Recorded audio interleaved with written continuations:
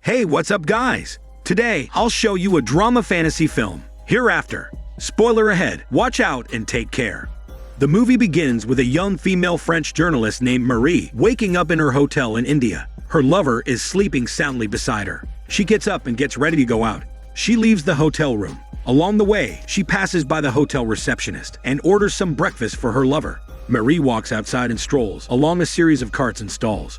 She notices a stall being manned by a mother and her young daughter, and she buys one of the necklaces they are selling. Back in the hotel, her lover is woken up by the thundering sound of a tsunami forming. The massive 100-feet-long wave hits the shore and starts rolling toward the mainland. A few seconds later, the wave inches closer to the market where Marie is. She quickly tells the mother and daughter to run, but the tsunami swiftly engulfs them. The mother is swept away by the rushing waters, and Marie holds on to the daughter, but they eventually get separated too. Marie is powerless as the wave takes her along the flooded street. Other people, cars, and even houses are being washed away too. Marie's cardigan gets wrapped around a metal cart, which starts dragging her down. She hastily untangles herself from it, and her head breaks the surface again. She eventually loses consciousness and drowns. A while later, two men fish her out of the water. They perform CPR on her. Then a strange experience happens. Marie finds herself in a peculiar place filled with light. She can make out the pale, shadowy figures of people standing in front of her. The two men manage to revive Marie, and she loses the vision she was having. Later that day, the lover surveys the immense wreckage the tsunami left behind. He finds Marie standing in the middle of it all, looking lost and in shock. The couple reunite and hug each other. Meanwhile, in the US, a factory worker named George gets a visit from his older brother.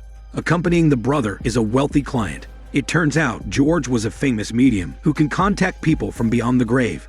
He had money, popularity, and a book was even written about him. But he got tired of the life that revolves around death, so he quit being a medium. His brother persuades him to do a psychic reading on his client. George sits with the client and closes his eyes.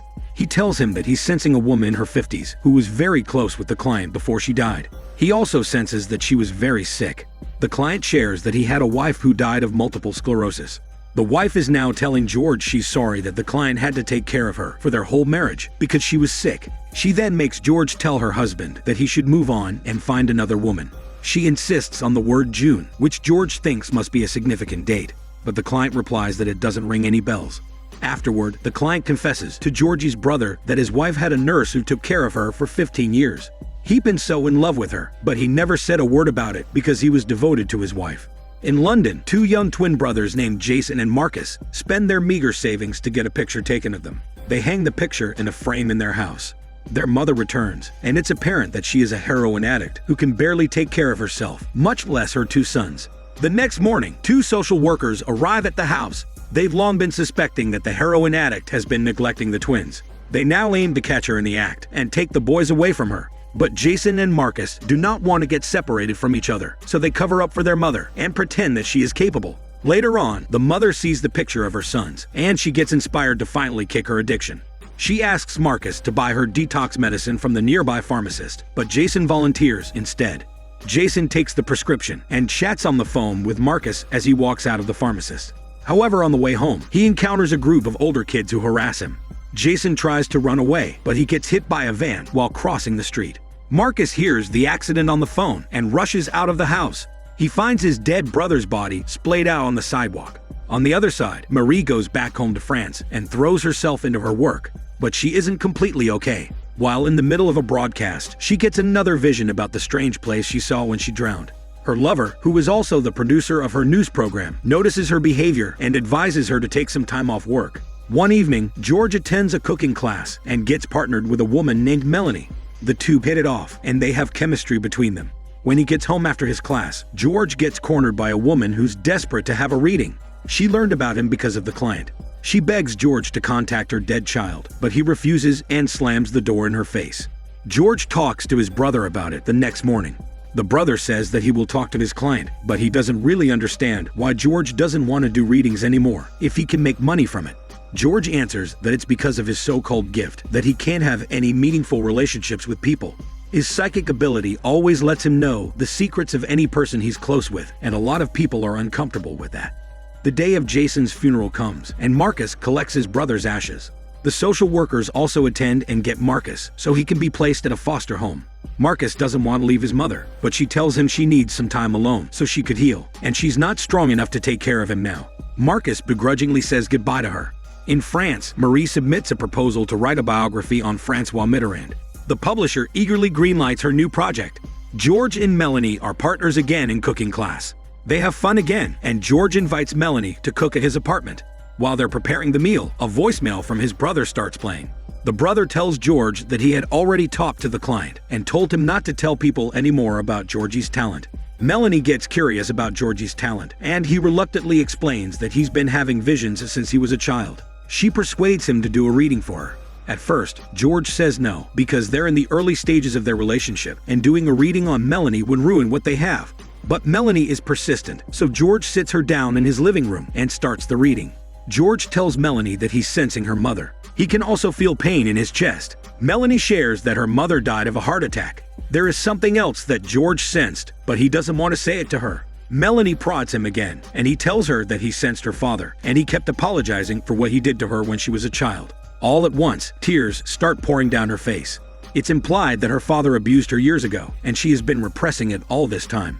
Melanie now regrets pushing George to do a reading on her. She leaves his apartment after promising that she'll see him next week, but George knows deep down inside that she won't return again because he already knows too much about her. Just like what he said to his brother, his talent ruins the relationships in his life. On the other side, Marcus is taken to his new foster parents. They are a nice couple, but Marcus deeply misses his brother. Meanwhile, Marie visits a hospice director in Switzerland. The director specializes in studying the afterlife, and Marie is interested in knowing if what she saw in her vision was the afterlife. The director gives her all her research, saying that many scientists have been working on it in secret because many religious groups want them silenced. She hopes that Marie's prominence will be able to widen the public's awareness of the afterlife. One morning, George gets summoned to his boss's office. They inform him that he's getting laid off, but he will be getting a nice severance package. George drowns his sorrows in a bar with his brother. The brother once again suggests that he go back to advertising his medium services, but George still refuses. He attends his next cooking class, but as expected, Melanie is no longer there. At the same time, Marcus runs away from his foster home after stealing some money.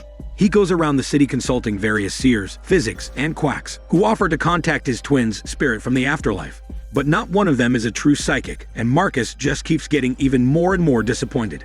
He quietly returns to the foster home. He does more research on mediums, and he chances upon Georgie's website. Marcus leaves again and goes to the train station to find George. But just before he is about to board, his cap flies off and he misses his train. A few seconds after the train pulls away from the station, it explodes because of a bomb inside. Marcus had narrowly missed death by a few seconds. In France, Marie submits the first 3 chapters of her book on the afterlife. Unfortunately, the publisher did not think it would be a good bestseller. The publisher concedes that her book's premise is interesting, but the subject is only for a specialized market. Marie tells him that she saw the afterlife herself when she was momentarily dead during the tsunami, and he has to believe that what she wrote is genuine, but he still firmly rejects her. Marie gets her bag and quietly leaves the office.